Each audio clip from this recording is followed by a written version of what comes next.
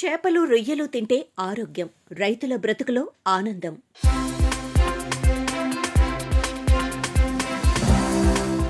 FN వీక్లీకి స్వాగతం. ముందుగా ముఖ్యాంశాలు. నల్గొండ మత్స్యశాఖలో లంచం కలకలం. ఏసీబీ వలలో 20,000 లంచం తీసుకుంటూ పట్టుబడ్డ మత్స్యశాఖ అధికారి. తీర ప్రాంత గ్రామాల్లో ఉపాధి సంక్షోభం. మౌలిక సదుపాయాల కొరతతో పెరుగుతున్న ఆంధ్ర మత్స్యకారుల వలసలు. సిద్దిపేటలో చెరువు కాలుష్యం. మరణించిన వందలాది చేపలు. డంపింగ్ యార్డును తరలించాలని మత్స్యకారులు విజ్ఞప్తి. నిరసన చేస్తున్న తెలంగాణ మత్స్యకారుల సంఘం. ఉచిత చేప పిల్లలకు బదులుగా నగదు ఇవ్వాలని డిమాండ్. భారత సముద్ర ఆహారానికి సింగపూర్లో ప్రత్యేక గుర్తింపు. ఇండియన్ చేపలు రొయ్యల రుజుమాకు ఎంతో ఇష్టమన్న సింగపూర్ ప్రధాని లారెన్స్ వాంగ్. ఇక ప్రధాన వార్తల్లోకి వెళ్తే, నల్గొండ కలెక్టరేట్ లో మత్స్యశాఖ అధికారి ఎం చరితారెడ్డి 20,000 లంచం తీసుకుంటూ ఏసీబీ చేతిలో పట్టుపడటం మత్స్యశాఖలో పెద్ద కలకలం రేపింది. ఫిర్యాదుదారుడి ప్రకారం మత్స్యకార సహకార సంఘంలో కొత్త సభ్యులను చేర్చుకోవటానికి ఆమోదం తెలిపేందుకు ఒక దరఖాస్తుదారు నుండి 20,000 లంచం డిమాండ్ చేసి స్వీకరించినట్లు తెలిసింది. ఏసీబీ అధికారులు లంచంను ఆమె హ్యాండ్ బ్యాగ్ నుండి నేరుగా స్వాధీనం చేసుకున్నారు. విచారణ కొరకు నాంపల్లిలోని ప్రత్యేక ఏసీబీ కోర్టు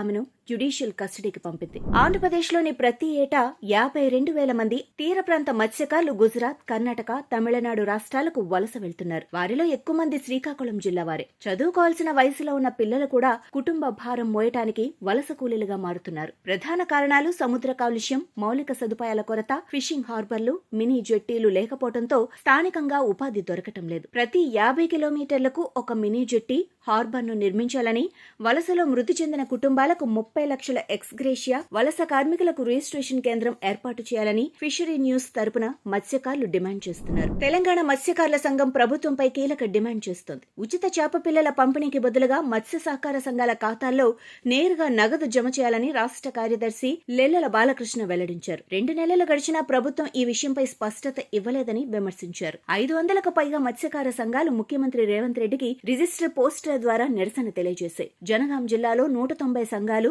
5 రిజర్వాయర్లు చేపల పెంపకానికి అనువుగా ఉన్నప్పటికీ చేప పిల్లల ఉత్పత్తి కేంద్రం లేకపోవడం విడ్డూరమని నాయకులు ఆవేదన వ్యక్తం చేశారు. కాంట్రాక్టర్ల వ్యవస్థ రద్దు చేసి నేరుగా నగదు ఇవ్వాలి. అప్పుడు మాత్రమే మత్స్య సహకార సంఘాలు బలపడతాయి, చేపల ఉత్పత్తి పెరుగుతుందని అన్నారు. గౌతమి గోదావరిలో మత్స్యకారుల వలకు చిక్కిన పులసకు భారీ ధర లభించింది.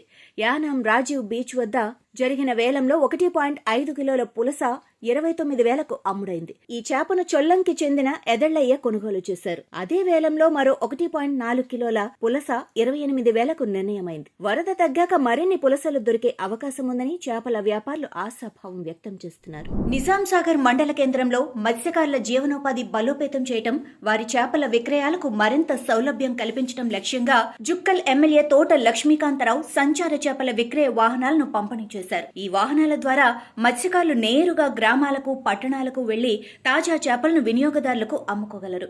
దీంతో మధ్యవర్తుల సమస్య తగ్గి రైతులకు మంచి ధర లభిస్తుందని ఎమ్మెల్యే తెలిపారు. చేపల మార్కెటింగ్ లో కొత్త దశను ప్రారంభించే ఈ కార్యక్రమం మత్స్యకార కుటుంబాలకు ఆర్థిక బలం అందిస్తుంది అనటంలో సందేహమే లేదు. కలిదిండి మండలం మట్టగుంట గ్రామంలో మత్స్యకారులు ఏర్పాటు చేసిన కార్యక్రమంలో రాష్ట్ర మత్స్యకార కార్పొరేషన్ చైర్మన్ కొల్లు పెద్దిరాజు మాట్లాడుతూ, మత్స్యకారుల అభివృద్ధి కూటమి ప్రభుత్వ ప్రధాన ధ్యేయమని స్పష్టం చేశారు. మత్స్యకారుల జీవితాలను సుస్థిరం చేయడానికి అనేక పథకాలను ప్రభుత్వం రూపకల్పన చేస్తోందని తెలిపారు. రాబోయే రోజుల్లో ఆదరణ 3 పథకం ద్వారా రాష్ట్ర వ్యాప్తంగా మత్స్యకారులకు వలలు, పడవలు, ఐస్ బాక్సులు, మోటార్ సైకిళ్లు, మోపెడ్లు అందజేయనున్నట్లు పేర్కొన్నారు. అంతేకాకుండా మత్స్యకారుల పిల్లల విద్యకు పెద్దపీట వేస్తూ శ్రీకాకుళం, విజయనగరం, విశాఖపట్నం, పశ్చిమ గోదావరి, గుంటూరు, ప్రకాశం జిల్లాల్లో ప్రత్యేకంగా 6 రెసిడెన్షియల్ పాఠశాలను ఏర్పాటు చేయనున్నట్లు వెల్లడించారు. ఈ కార్యక్రమంలో రాష్ట్ర అగ్నికుల క్షత్రియ కార్పొరేషన్ డైరెక్టర్ అండ్ రాజు శ్రీనివాసరావు, మత్స్యకార సంఘం అధ్యక్షులు తిరుమల శెట్టి, కమలదాసు, నడుకుదిటి ఏడుకొండలు, ఇతర నాయకులు పాల్గొన్నారు. ఆంధ్ర విశ్వవిద్యాలయం సిఎస్ఎస్ఐ ఆధ్వర్యంలో stories of resilience fishing community social inclusion for Viksit Bharat 2047 పేరుతో అతిథి ఉపన్యాసం జరిగింది. కార్యక్రమాన్ని ఉప కులపతి జిసి రాజశేఖర్ ప్రారంభించి, మత్స్యకారులు అట్టడుగున ఉన్నవారిని సామాజికంగా ముందుకు తీసుకెళ్లటం అవసరమన్నారు. కెనడా ప్రొఫెసర్ డాక్టర్ బాలా నిక్కు మాట్లాడుతూ, మత్స్యకారుల వద్ద పునరుద్ధరణ శక్తి ఉన్నా ప్రభుత్వ పథకాలు అందరికీ చేరకపోవటం పెద్ద సమస్యగా ఉందన్నారు. సీజనల్ గా చేపల వేట ఆగిపోవటం, స్థిరమైన ఆదాయం లేకపోవటం వారి కుటుంబాలను ఇబ్బందుల్లోకి నెడుతోందని, విరామ సమయంలో ఇచ్చే ఆర్థిక సహాయం సరిపోవటం లేదని పేర్కొన్నారు. మహిళా మత్స్యకారులు టాయిలెట్ సౌకర్యాల లేమితో ఇబ్బందులు పడుతున్నారని వివరించారు. ఫిష్ కాన్ ఏపీ ఎగ్జిక్యూటివ్ డైరెక్టర్ ఏ దాసు కూడా మత్స్యకారులు ఎదుర్కొంటున్న కష్టాలను కళ్లకు కట్టినట్లు వివరించారు. మహబూబ్ నగర్, నాగర్కర్నూలు జిల్లాలో జలాశయాలు, కాల్వల్లో చేపల వేట మత్స్యకారుల ప్రాణాలను బలి తీస్తూనే ఉంది. ర్యాలంపాడు, గుడ్డెందొడ్డి, జూరాల నుంచి తాజాగా తాటికుంట వరకు పలు ఘటనల్లో మత్స్యకారులు నీట మునిగి మృత్యువాత పడ్డారు. కుటుంబ పోషణ కోసం వేటకు వెళ్లేవారు భద్రతా ప్రమాణాలు పాటించకపోవడంతో ప్రమాదాలకు గురవుతున్నారు. ప్రాణ నష్టం జరిగినా ప్రభుత్వ సాయం కూడా అందకపోవటం మరో సమస్య. తర్ఫీదు తీసుకున్న వారే వేటకు వెళ్లాలి. ఈత రాని వారు దూరంగా ఉండాలి. లైసెన్స్, బీమా, లైఫ్ జాకెట్లు తప్పనిసరని అధికారులు స్పష్టం చేస్తున్నారు. సిద్దిపేట జిల్లా తొగుట మండలం వరదరాజుపల్లి గ్రామంలో డంపింగ్ యార్డ్ నుంచి రసాయన వ్యర్థాలు వర్షాల కారణంగా చెరువులోకి చేరాయి. నీరు తీవ్రంగా కలుషితం కావడంతో పెద్ద ఎత్తున చేపలు చనిపోయి నీటి మీద తేలుతున్నాయి. ఈ సరస్సుపై ఆధారపడిన మత్స్యకార కుటుంబాలు ఇప్పుడు ఆర్థికంగా నష్టపోయాయి. భారీ సంఖ్యలో చేపలు మృత్యువాత పడటంతో వారి జీవనోపాధి దెబ్బతిందని ప్రభుత్వం వెంటనే స్పందించి డంపింగ్ యార్డును వేరే దగ్గరికి షిఫ్ట్ చేయాలని, నష్టపోయిన మత్స్యకారులకు తక్షణ పరిహారం ఇవ్వాలి అని గ్రామస్తులు డిమాండ్ చేస్తున్నారు. గౌతమి గోదావరి సముద్ర సంగమం మళ్లీ అరుదైన వేటకు వేదికైంది. యానాం తీరంలో మత్స్యకారుల వలకు 20 కేజీల భారీ పండుగప్ప చేప చిక్కింది. చేపల్లో పులస రారాజైతే ఆ తర్వాత స్థానం పండుగప్పదే. ఈ చేపలో protein, ఒమేగా-3 fatty acids, vitamin B12 పుష్కలంగా ఉండటంతో ఆరోగ్యానికి అత్యంత మేలు చేస్తుందని నిపుణులు చెబుతున్నారు. గోదావరి జిల్లాల్లో దీన్ని ఇగురు కూర, వేపుడు వంటల్లో వాడటం సాంప్రదాయం. యానాం రేవులో జరిగిన వేలంలో ఈ అరుదైన చేపను ఫ్రాన్స్ తిప్పకు చెందిన పెమ్మాడి వెంకటేష్ 16,000కు సొంతం చేసుకున్నారు. ఇటీవల కాలంలో ఈ స్థాయి పండుగప్ప దొరకటం ఇదే తొలిసారని మత్స్యకారులు ఆనందం వ్యక్తం చేస్తున్నారు. మత్స్యకారులను ప్రోత్సహించేందుకు వైఎస్ఆర్ కడప జిల్లా మైలవరంలో నిర్మించిన చేప పిల్లల ఉత్పత్తి కేంద్రం నిరుపయోగంగా మారింది. తొట్ల నిర్మాణాలు పూర్తయినా పనులు మధ్యలోనే ఆగిపోవడంతో ఇప్పటి వరకు చేప పిల్లల ఉత్పత్తి జరగలేదు. 2 కోట్ల నిధులతో 2005లో శిలాఫలకం వేసి 2016లో పనులు మొదలుపెట్టినా నిధుల లేమితో ప్రాజెక్టు నిలిచిపోయింది. నర్సరీలు, బ్రీడర్స్ పాండ్, కార్యాలయ భవనాలు పూర్తయినా చుట్టూ పగుళ్లు, చీలికలు, నెర్రలు మాత్రమే కనిపిస్తున్నాయి. బ్రీడర్స్ పాండ్లో వేసిన నాపరాయి బండలు కుంగిపోవటం, సిమెంటు తొట్లలో చీలికలు రావటం వల్ల నీరు నిలవదని మత్స్యకారులు ఆవేదన వ్యక్తం చేస్తున్నారు. ఫిషరీస్ డెవలప్మెంట్ అధికారులు మాట్లాడుతూ ప్రాజెక్ట్ ఇంకా పంచాయతీరాజ్ శాఖ నుంచి తమకు అప్పగించలేదని, విద్యుత్, పైప్లైన్లు, మోటార్లు పూర్తయి ఉంటే మత్స్యకారులకు మేలు జరిగేదని తెలిపారు. 2025 సెప్టెంబర్ 3న జరిగిన 56వ సమావేశంలో జీఎస్టీ కౌన్సిల్ కీలక నిర్ణయం తీసుకుంది. చేప ఉత్పత్తులు, ఆక్వాకల్చర్ ఇన్పుట్లపై ఇప్పటి వరకు ఉన్న 12% జీఎస్టీ ఇకపై కేవలం 5% మాత్రమే ఉండనుంది. ఈ పన్ను తగ్గింపు మత్స్యకార రంగానికి గట్టి ఊపునివ్వనుంది.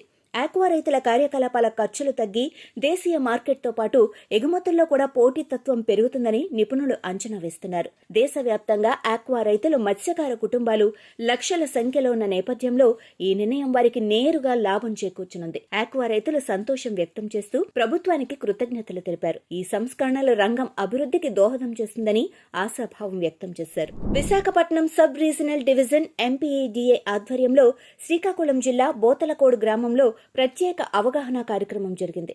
ఈ ప్రచారంలో 18 మంది గ్రామస్తులకు ఆక్వాకల్చర్లో నిషేధిత యాంటీబయాటిక్స్ వాడకం వల్ల కలిగే నష్టాలను వివరించారు.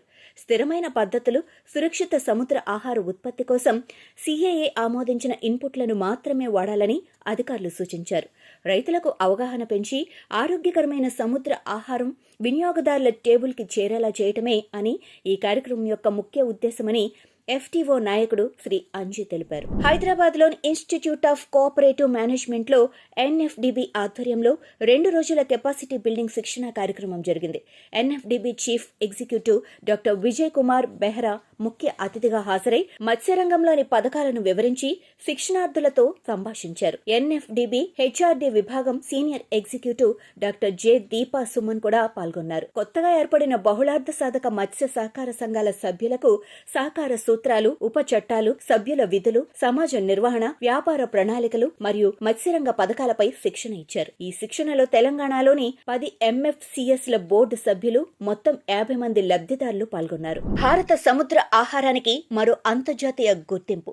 సింగపూర్ ప్రధానమంత్రి లారెన్స్ వాంగ్ భారతీయ చేపలు, రొయ్యలకు ప్రత్యేక ప్రాధాన్యం ఇస్తున్నట్లు వెల్లడించారు. వాణిజ్య శాఖ మంత్రి పీయూష్ గోయల్ తెలిపిన వివరాల ప్రకారం సింగపూర్ అధికారులు మరిన్ని భారతీయ సముద్ర ఆహార ఉత్పత్తులను దిగుమతి చేసుకోవటానికి సిద్ధమని స్పష్టం చేశారు. నరేంద్ర మోడీ, లారెన్స్ వాంగ్ల మధ్య జరిగిన చర్చల్లో ఈ అంశం ప్రాధాన్యత సంతరించుకుంది. సింగపూర్ ప్రజలు భారతీయ చేపలు, రొయ్యల రుచిని ఇష్టపడతారు అని గోయల్ ప్రత్యేకంగా అన్నారు. ఈ అభివృద్ధి భారత మత్స్యకారులు, ఎగుమతిదారులకు అంతర్జాతీయ మార్కెట్లో కొత్త అవకాశాలను తెరవనుంది. ఇంతటితో ఎఫ్ఎన్ వీక్లీ సమాప్తం. Follow fishery news Telugu for more updates.